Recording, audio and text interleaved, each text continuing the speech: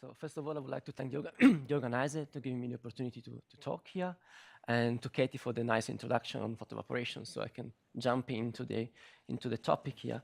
I would like to try to address this sort of simple question, which is, can X-ray photo evaporation explain all the transition disks that we can observe, or which fraction of them?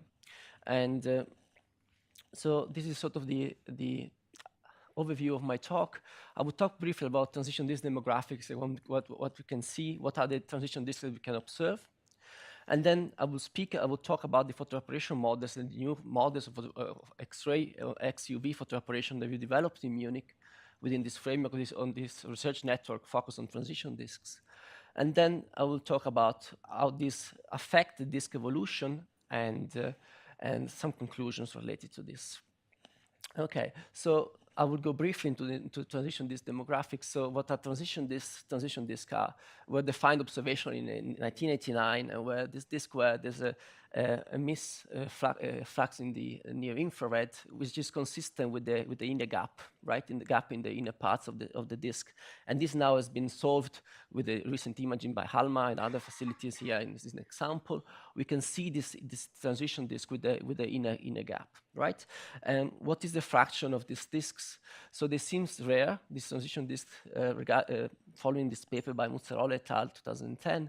They are roughly 1% around 1 megayear-old circumstellar disks, and they are roughly 10% around 3 megayear-old systems. You can see this from two different perspectives, right? You can see this as this is a very short phase in the disk evolution, and so that's why only 10% of the system are seen in this phase. Or you can see that as only specific configuration of the system, right? If you have a couple of giant planets in the inner system, then they can carve this deep gap in the inner part of the disk, and that's why we have such a small fraction of this, because it's difficult to form a system of giant planets in the inner part of the solar system, of the planetary system. I will show this plot a couple of times, so it's better if you look at it carefully. This is taken from a review on transition disk done by Barbara and Ilaria Pascucci in 2017, and it shows basically all the known, here the color dots are all the known transition disks, mainly from SEDs, where we have here the accretion rate onto the central star as a function of the whole of the transition disk. Right, and we can see here overplotted in gray some of the models coming from photoevaporation that we had.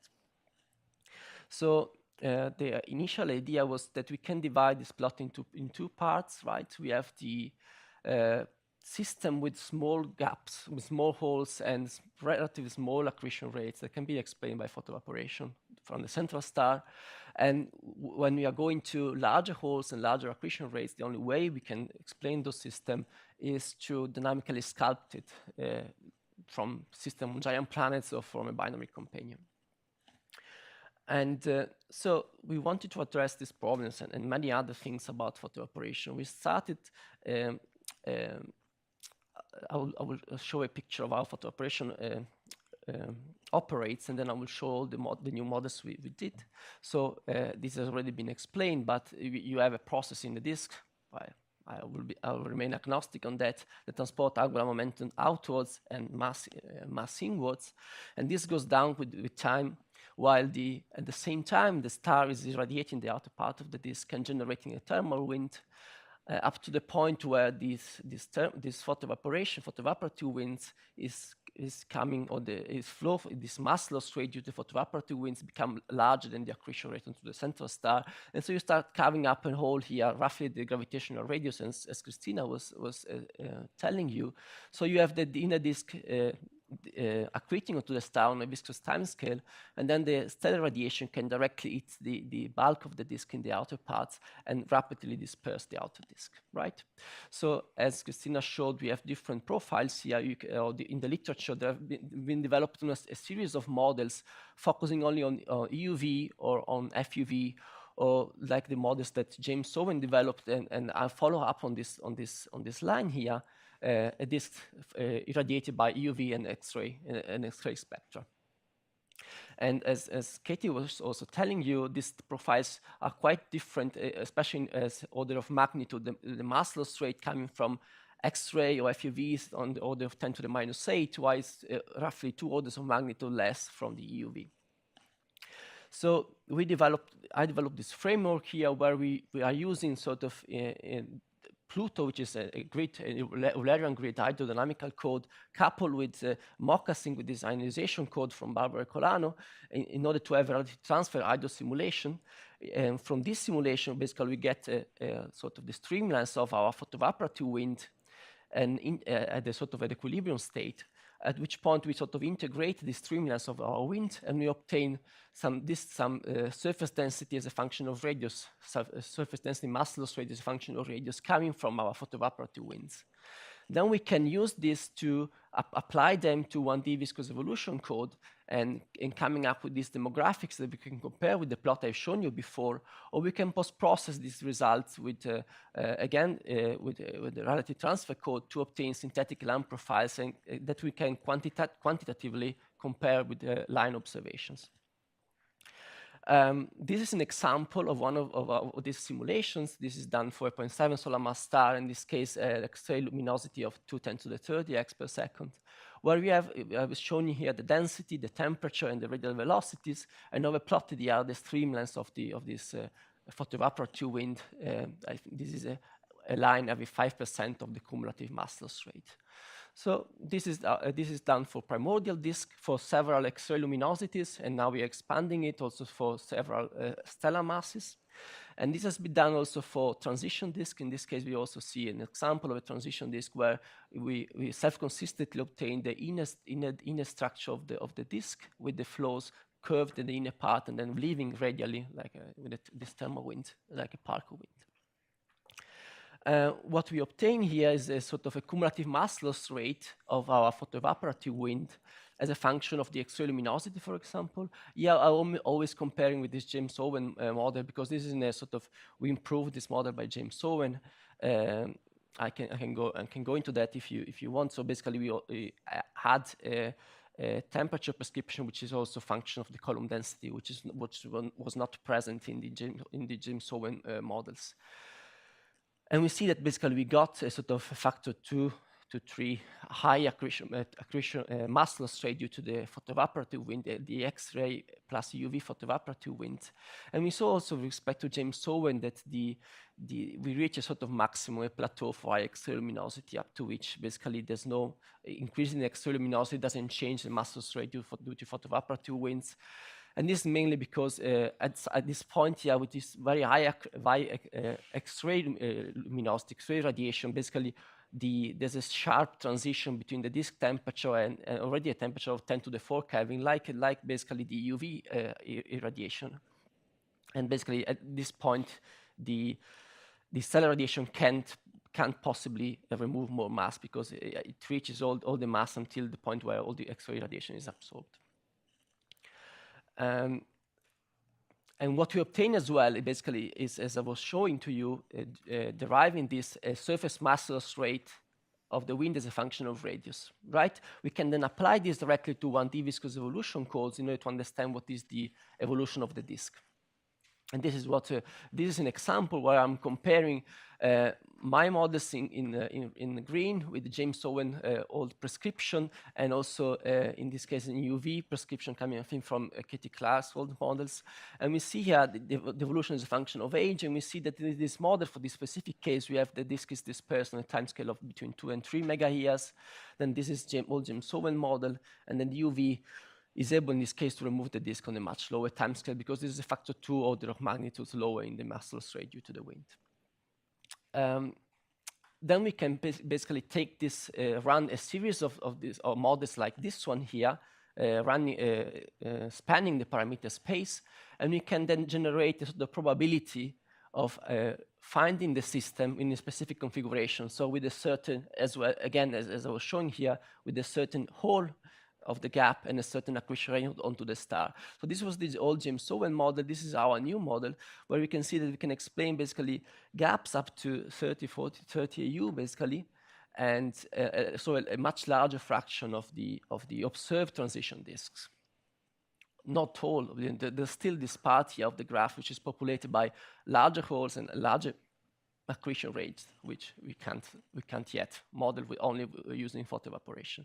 But still, we expanded much more this region here.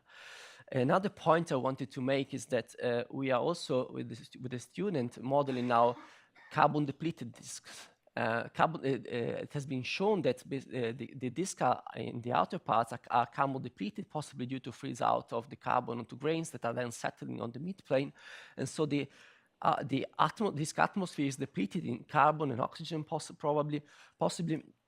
And the carbon is one of the main opacity contributor to the X-ray radiation. And what we obtain, and this is a preliminary result, but we can push our mass loss rate by again a factor 3 or 4 with respect to solar metallicities, and we can explain a larger area in this plot here as well.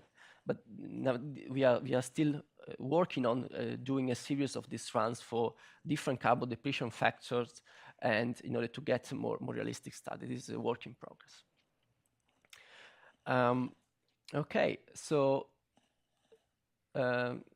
I will conclude with some of this what I would have said. So basically, we have this scenario here, and we are pushing a little bit this region, this transition, the first class of transition disk formed by photoevaporation in our models towards larger hole and higher accretion rate, slightly higher accretion rate onto the central star, and trying to explain it more and more. So there's a large shaded regions here of transition disk, which can be explained both by a dynamically sculpted system or by direct photoevaporation from the central star.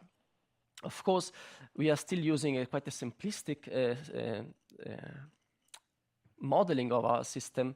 There have been also in the last years, a series of papers by Goodman, Wang, Goodman, and also by Nakatani et al., which were trying to model, as also Katie was mentioning, we're trying to model everything self-consistently, so chemistry, relative transfer, and iode all at the same time. And we are trying to tackle also this problem and try to see what are the differences in our modeling and why we obtain different results. And so with the help of Tommaso Grassi, we are also including Chrome into Pluto in order to include some microphysics into our models. And also we are trying to address what are the different contributions of these different ingredients, as well as Svenning was talking about what is the role of the MHD winds, and how MHD winds and photoevaporative winds can interact. In our group also there's a person working on this, and it would be very interesting to understand this role better. And finally, in this population synthesis model that I've shown to you, we are considering only the gas, while the role of the dust dynamics is important, especially because transition disks are observed through dust, and so we are looking into that as well. And with that, I'm ready to take questions. Thank you.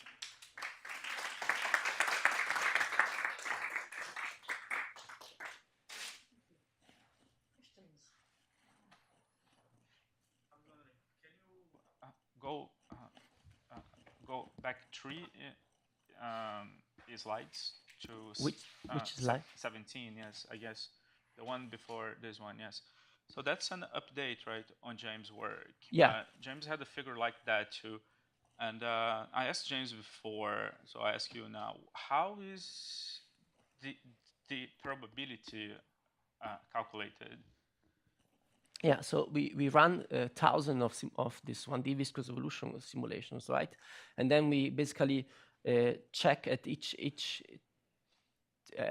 time what is the gap size and the accretion to the center star in each of these simulations, right?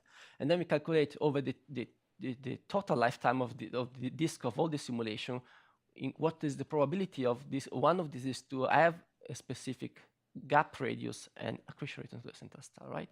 So on 1,000 realizations and looking at the time evolution of the disk, we calculate the probability of looking at one system with that specific configuration. The way that I understood that plot by James was that the probability was the probability that you could explain the transition disk by being due to evaporation. Yeah. by photoevaporation, only by the photoevaporation. Yeah. And the dots that are not there are probably carved by other things, Yeah. like planets. Yeah, like planets, for example, both in the outer and the inner part, actually, because I don't know, especially these points here, these are inside the gravitational radius, and so basically also these inner points here, we can't really explain them by photoevaporation, right? So both these points here and also these outer points here, we can't really explain them with photoevaporation, right? Yeah. What's the simplest way to understand the fact that you're pushing out by a factor of a few in radius based on how you've revised the Owen et al. Thermal descriptions? Yeah, so we can, so basically we are able to open a gap at several locations in the disks, right? So looking at this plot here, this is an important plot, right? We are looking at the solid line here, which is coming from our work. We have a peak here around the gravitational radius, but also we have sort of an increased mass loss rate here around 10 to 20 AU. And this is because sort of in some of these simulations is opening up at around 20 AU in our disk evolution. And this was not observed in James I'm Knowledge. just wondering what's causing that difference at about 20 AU, say. Yeah, okay. I do not have a real physical explanation. We are looking to try to understand that here. But this is coming from the simulation. Could you say something about how well we think we know what the stellar accretion rate should be once you've opened up a cavity in these transition disks? Is that a well predicted quantity, or once you open a cavity? Well, so in those plots you've got you've got predictions there for what the m dot should be. Yeah. So it depends. I mean, it depends how early you open a gap in the disk, right? If you're able to open a gap quite early in the disk evolution, depending also on the disk mass, then you can have still a very high accretion rate onto your central star. So it depends. So since we were able to push the mass loss rate to the wind by a factor 2 to 3 higher than the old James Owen models, then it means that we can open a gap earlier in the disk evolution, and so we are also we will have higher mass accretion rate into the center star at the time of gap opening. This is the main idea, right? Then yes, yeah. This is the only thing I can say. Any more questions? Let us thank Giovanni.